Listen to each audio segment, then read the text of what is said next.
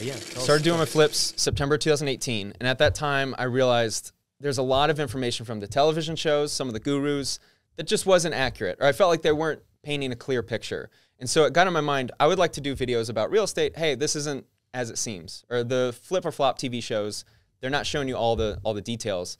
And maybe a month later, I came across this channel called CoffeeZilla, who had a video titled Fake Guru Friday.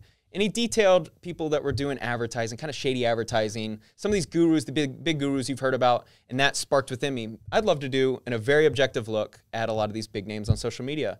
And so the point where my channel really took off was I started a series called Authentic or Charlatan, where I basically looked at some of these big gurus, and I wanted to be very objective, I wanted to be very fair, I wanted to give an honest look. Is this guy for real? Does he really run the business that he's talking about?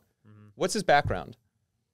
So that's where it all started. Yeah, tell us a little bit about what happened after that. I mean, who's the first guy you did it on? Dan Lok. Oh, Dan the Lok. first. It was the perfect one because I was so green in that area. I had no idea about gurus, and going after him, the first one was opened my mind to this whole world of social media charlatans. And so that was probably the perfect first episode. And so then I just started doing a lot of research on these guys. So like, it was like a rabbit hole, how many views did that one get compared to like what you're doing before? I wish I could have numbers for you. I want to say it was about 50 views per video, roughly, when I was doing videos on other various topics. And then that one, it was pretty clear. It was, let's say, 1,000 in the first couple of days. It was obviously much more to a factor of 5 to 10.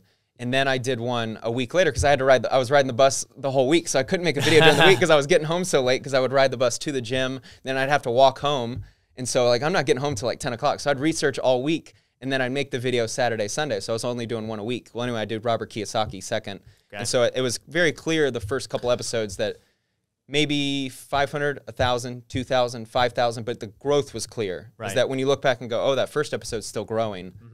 And then episode 2, 3, 4 starts growing as well. Right. It became very clear that these were the videos I needed to make. Right.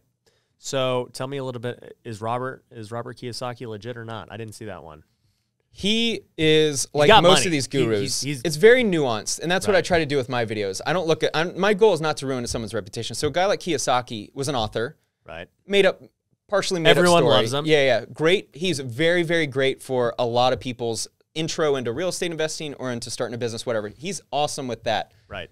But then he runs these seminars that I am very much against. I very much dislike the way they're ran, and that is also a big part of his income, which I don't like. Right. So obviously he's got the whole, free seminar model, upsell. Yes. Right. So, what do you think about a guy like him?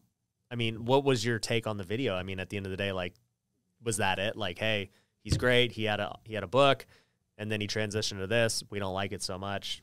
Yeah.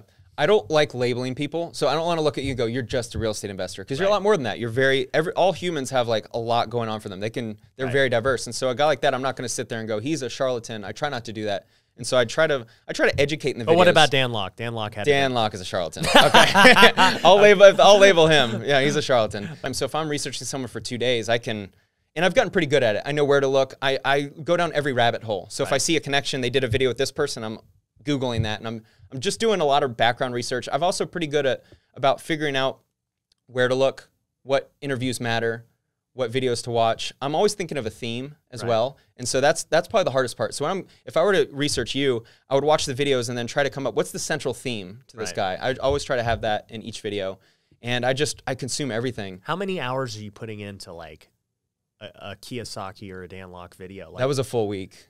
Those guys. How many hours do you think it took of watching their content?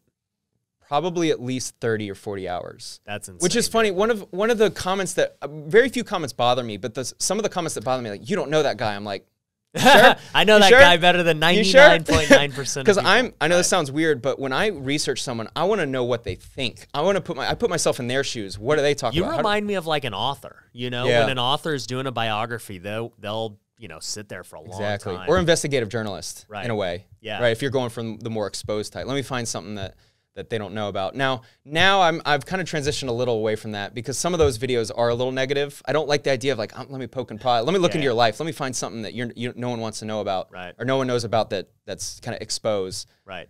But I've kind of transitioned into a different model. But anyway, yeah, that's how much time I would spend. It was a lot, man. And then the editing and everything. So I did a video on Graham Stephan that I really enjoyed. So I told his story from. I actually saw it. You did? You mean Graham Stefan? Yeah, God, I felt like such a dum-dum, man. I felt like such an idiot because I watch him a lot, but I never heard him say his last name before. That's why everything is the Ryan Pineda Show. I need people to Yeah. say my name right. There you go. Yeah, so that video took so much time editing. When we were talking, even so on the weekends, I would spend all day Saturday filming and editing, and then Sunday for the final edits and everything. So this was a full week process for the videos. Right. Not compared to what you do, as you know, that's not a sustainable model. No. Very much different than how you operate. Yeah, we talk about our YouTube strategies and stuff, and you're talking about how you're talking about these big people, and so you're gonna naturally get more views, right? Right. And my channel is very much me just talking about my own experiences and things that I'm either doing or that I've done, and just I don't really need to research it. Like I've already experienced it. I'm just gonna try and clearly explain it as best I can. And then when I do a video about either someone else or say the stock market, like I did a video about the Wall Street Bets Robinhood deal, completely flopped. Did a video about the stimulus, completely flopped. My audience is like, we don't care about, we'll go listen to some other guy about that. Like we want to just hear about cool stuff you're doing. So it's like it's weird, man. Well, I think with YouTube, it's not that they put you in a box, but when I want to know real estate, Ryan's the guy, right? I want to know that. There's a couple other videos that you talk about where it's like, I go to Ryan for that source. Meet Kevin's done a really good job. If you want stimulus, you're going to meet Kevin. Yeah. And so that you kind of naturally get boxed in. And that I think that happens a little bit. Yeah. No, for sure. And I think when you're starting out, and for anyone listening to this, if you're starting out on YouTube, right, you may not know your niche right away. You didn't know your niche right away. It's something that you just said. You kind of fell into it. You saw some success. You doubled down. You kept doing it. Meet Kevin did the same thing. I mean, he was doing, but he was successful doing his real estate videos and whatever. And then he fell into this tax thing and he like quadrupled down. And now that's what he is at this point. Like he doesn't, I think he'll still do an occasional video, but I mean, me personally, I can't watch it because I don't really care about the stimulus. Like I can't watch the stimulus every day. I could care less. Mm-hmm.